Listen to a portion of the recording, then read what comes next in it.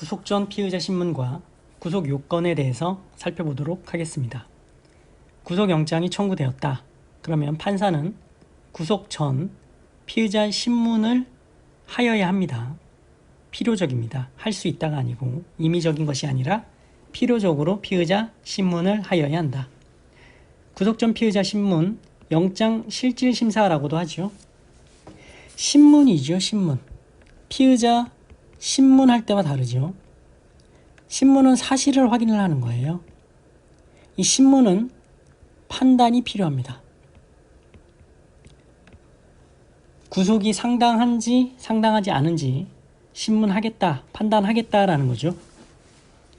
형사소송법 201조의 2입니다. 조문을 보시죠. 201조의 2. 구속영장 청구와 피의자 신문 1항 200조의 2 영장체포조, 200조의 3 긴급체포 또는 212조 현행범 체포에 따라 체포된 피의자에 대하여 구속영장을 청구받은 판사가 신문을 하네요. 지체 없이 피의자를 신문하여야 한다. 할 수 있다가 아닙니다. 필요적이죠. 이 경우 특별한 사정이 없는 한 구속영장이 청구된 날의 다음 날까지 신문하여야 한다. 제2항 1항 외의 피의자, 체포되지 않은 피의자를 얘기하는 거죠. 에 대하여 구속영장을 청구받은 판사는 피의자가 죄를 범하였다고 의심할 만한 이유가 있는 경우에 구인을 위한 구속영장을 발부하여 피의자를 구인 후 신문하여야 한다. 다만 피의자가 도망하는 등의 사유로 신문할 수 없는 경우에는 그러하지 아니하다. 자, 3항, 4항, 5항 한번 읽어보시고 6항 제1항 또는 제2항에 따라 피의자를 신문하는 경우 법원 사무관 등은 신문의 요지 등을 조서로 작성하여야 한다. 7항도 한번 읽어보시고요. 8항 신문할 피의자에게 변호인이 없는 때에는 지방법원 판사는 직권으로 변호인을 선정하여야 한다.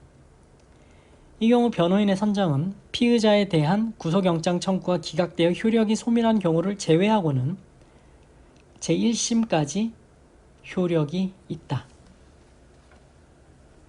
자, 9항, 10항 한번 읽어보시고 다시 교재로 돌아오시죠.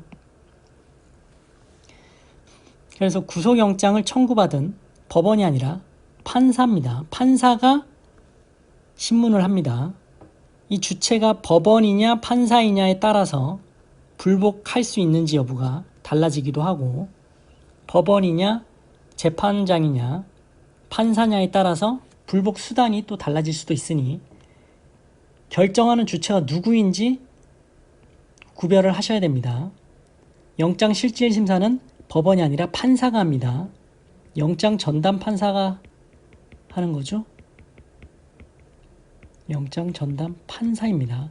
판사가 영장 실질 심사를 한다. 그래서 그 판사가 체포된 피의자에 대하여는 구속영장이 청구된 날의 다음 날까지 지체 없이 1항이 규정되어 있었죠. 체포되지 않은 피의자에 대하여는 피의자가 죄를 범했다고 의심할 만한 이유가 있는 경우 구인을 위한 구속영장을 발부하여 구인 후에 신문하여야 한다라는 거죠.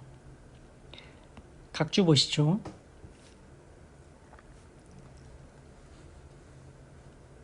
피의자가 출석을 거부하거나 질병 등 사유로 출석이 현저히 곤란하다. 그렇다면 피의자 출석 없이 신문 절차 진행할 수 있습니다. 이 영장 실질 심사 포기해서 출석하지 않은 경우도 있죠. 자, 필요적으로 신문하여야 한다라는 것이고요. 할 수 있다가 아니다. 하여야 한다라는 것입니다.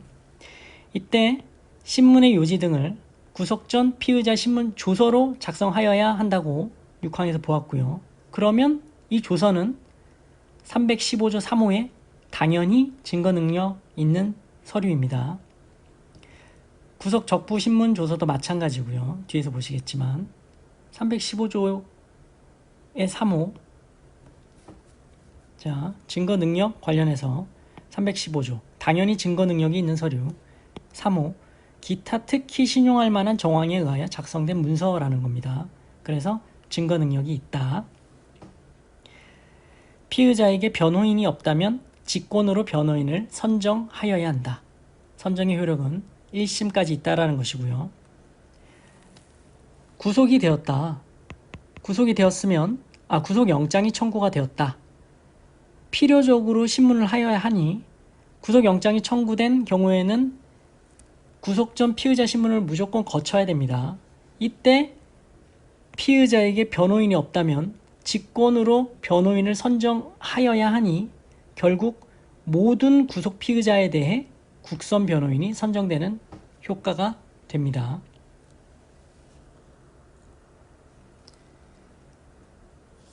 자, 구속 전 피의자 신문은 이렇게 정리를 하시고요.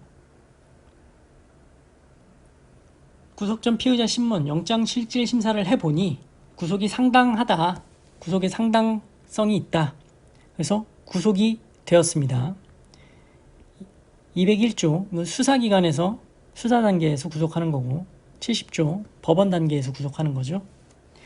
구속의 요건은 상, 사, 비입니다. 상, 사, 비. 범죄의 객관적 혐의의 상당성. 이 부분은 체포와 동일하죠. 범죄 객관적 혐의가 뭐였죠? 묵계 유괴였죠. 무죄 추정을 깨뜨릴 수 있을 정도의 유죄 판결에 대한 고도의 개연성. 범죄 객관적 혐의의 상당성이 있어야 되고 플러스 구속 사유가 있어야 됩니다.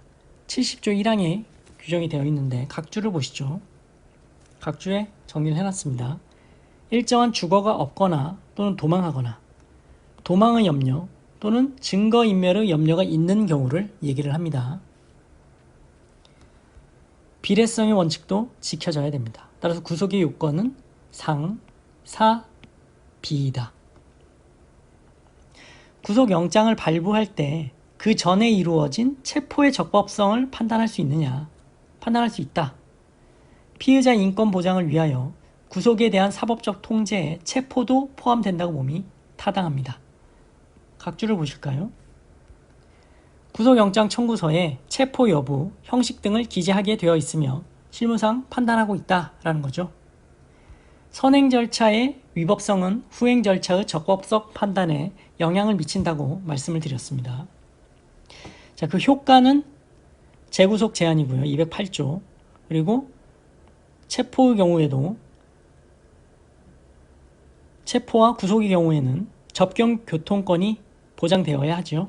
접경 교통권은 바로 뒤에서 보시겠습니다. 자, 지금까지 구속 전 피의자 신문과 구속 요건에 대해서 살펴보셨습니다. 고생하셨습니다.